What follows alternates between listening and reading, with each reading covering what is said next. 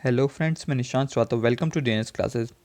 Airtel और OneWeb मिलके internet की दुनिया में एक नया रिवोल्यूशन स्टार्ट कर रहे हैं, जिसमें जैसे आज हम यूज़ करते हैं इंटरनेट, अपना डेटा पैक यूज़ करते हैं तो हमारा नियरेस्ट टावर से आता है।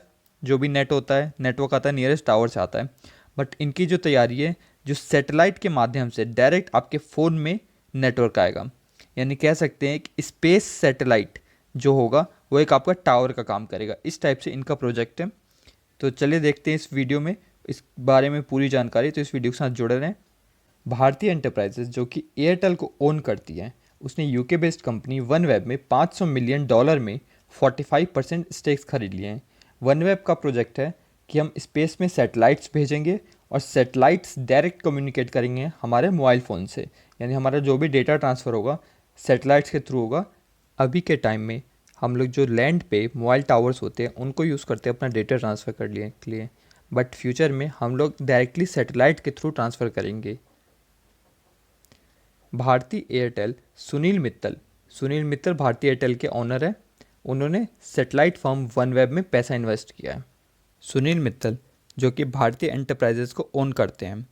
भारतीय एंटरप्राइजेज़ के अंदर आता है एयरटेल।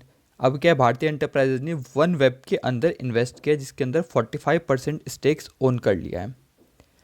ठीक है, तो इसमें एयरटेल बोलूँगा, बार बार भारतीय एंटरप्राइजेज़ नहीं बोलूँगा, क्योंकि आप समझ जाइए कि भारतीय एंटरप्राइजेज़ ने ही ये ओन किया है। एयरटेल तो उसकी एक सब ब्रांच है। वनवेब जो कि यूके की कंपनी है, इसका जो मेन टारगेट है वो मेगा क्लस्टर बनाना है। मेगा क्लस्टर सैटेलाइट में लो ऑर्बिट में डिलीवर करना है, जिससे वो इंटरनेट सर्विस दे सके पूरे वर्ल्ड में। इसका टोटल टारगेट है 2500 यानी 2500 के आसपास सैटेलाइट भेजने का, जिसमें से इसने 74 सैटेलाइट्स मार्च 2020 तक भेज चुका है। फर्स्ट फेज़ में 650 सैटेलाइट भेजना था इसको, और सेकेंड फेज़ में 1980 सैटेलाइट। देख सकते हैं ये खुद अपना सैटेलाइट बनाता है। ये लगभग 1.5 केजी का सैटेलाइट है एक। ठीक है, और इसको ये भेजता है टेलीकम्युनिकेशन के लिए। देखिए क्लस्टर किस टाइप से बनाएगा। ये जितने भी आपको डॉट्स दिख रहे हैं ब्लैक वाले, ये सारे सैटेलाइट्स है। तो एक पॉइंट पे, जैसे यहाँ पे अब इस जगह पे अगर आपको इंटरनेट प्रोवाइड करवाना है, तो इस पॉइंट पे 7 सैटेलाइट्स विजिबल हैं, यानी वो वहाँ पे कम्युनिकेट कर सकते हैं। यानी पूरे वर्ल्ड में अगर 1000 2000 जैसे 2500 का टारगेट है, 2500 अगर लगा देता है सैटेलाइट्स, तो पूरे वर्ल्ड में कवरेज कर पाएगा। और ये क्या है, आपका स्पीड अच्छी होगी। देखिए जैसे क्या होता है ना, अब टावर से आता है तो स्पीड काफ़ी फ्लक्चुएट करता है। डायरेक्ट सैटेलाइट से आएगा तो स्पीड आपका बहुत बेटर हो जाएगा। ठीक है, तो और कम्युनिकेशन का बिल्कुल प्रॉब्लम नहीं होगा, क्योंकि आप साथ साथ 7-10 सेटेलाइट से कवर रहेंगे। तो ऐसा होगा कभी ये सेटेलाइट का अगर कुछ प्रॉब्लम आया नेटवर्क, तो आप दूसरे सेटेलाइट से कनेक्ट हो सकते हैं। तो कम्युनिकेशन कभी डिस्कनेक्ट नहीं होगा आपका। देखिए मेगा क्लस्टर क्या होता है, जैसे क्लस्टर होता है तो 20-30 ऐसे सेटेलाइट का अगर ग्रुप बन जाए अर्थ के आसपास, तो उसे क्लस्टर बोलते हैं। ठीक है, मेगा क्लस्टर हो गया जिसमें 1000 2000, ठीक है, तो इतने बड़े नंबर को मेगा क्लस्टर बोलते हैं। तो वही मेगा क्लस्टर में सेटेलाइट्स को लगाना चाहता है, ताकि जो कम्युनिकेशन हो इतना परफेक्ट हो कि वर्ल्ड के किसी भी कोने में हो, चाहे वो डेजर्ट में हो। क्योंकि डेजर्ट में आप अगर टावर बैठाना चाहेंगे आपको बहुत ज़्यादा कॉस्टिंग पड़ जाएगा। वही सेटेलाइट के थ्रू ये काफ़ी चीप में हो जाएगा। तो वही चाहता है कि वर्ल्ड के हर कोना में, चाहे अंटार्कटिका, आर्कटिक, कहीं पे भी जो इंटरनेट कनेक्शन हो अच्छी स्पीड में पहुंचाया जा सके। इस सेटेलाइट को लोअर अर्थ ऑर्बिट, यानी जो 500 से 2000 किलोमीटर के रेंज में होता है, उसे बोलते हैं लोअर अर्थ ऑर्बिट।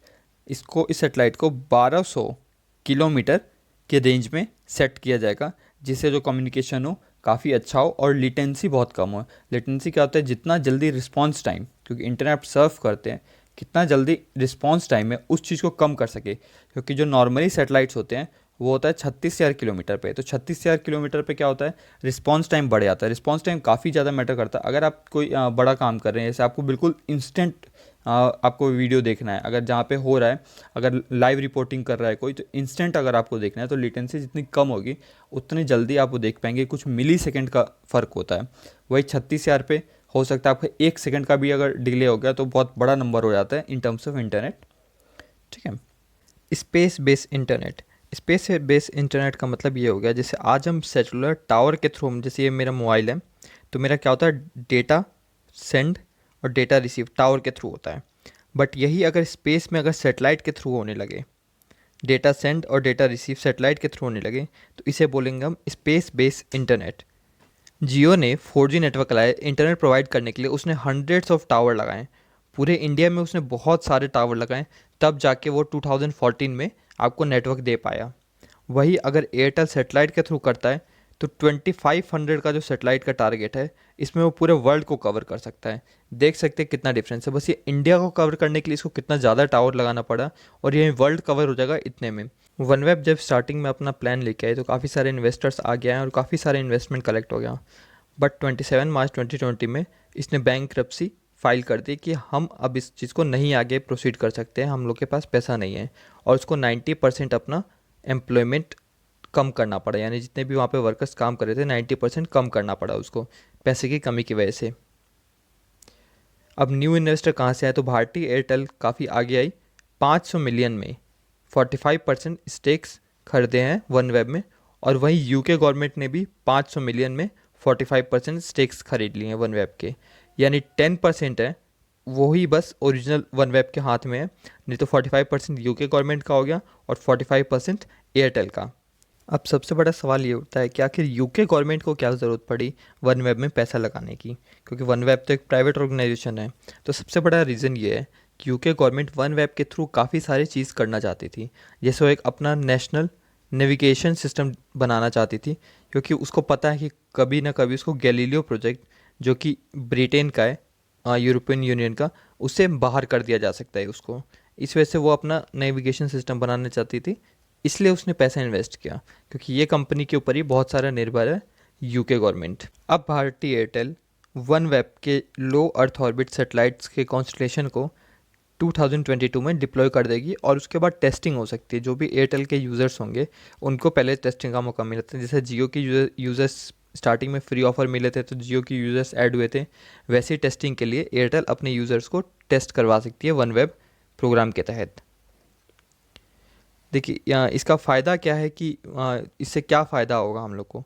एक तो हम लोग काफ़ी बड़े एरिया को कवर कर सकते हैं। सेकंड, लो लेटेंसी, मतलब जो एक होता है ना कि आप कितने मिली सेकेंड्स का गैप है आपके सेंडिंग और रिसीविंग में, उसको कहते हैं लो लेटेंसी। खासकर ये गेमिंग या फिर लाइव स्ट्रीमिंग वगैरह में काफ़ी यूज़ आता है। हाई स्पीड रहेगा, गांव गांव तक पहुंच सकता है, ठीक है, और एक लास्ट बिल, यानी हर एक पर्सन तक इंटरनेट पहुंच सकता है। अभी वर्ल्ड में 50% माना जाता है कि लोग इंटरनेट से कनेक्टेड है और 50% इंटरनेट से कनेक्टेड नहीं है।